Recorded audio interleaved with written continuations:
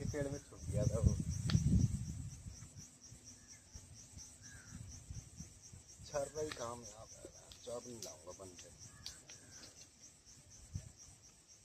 छर्रा होता ना सीधा लगता है इसके बाद, कभी ऊपर उड़ जाता है हवा से, कभी नीचे।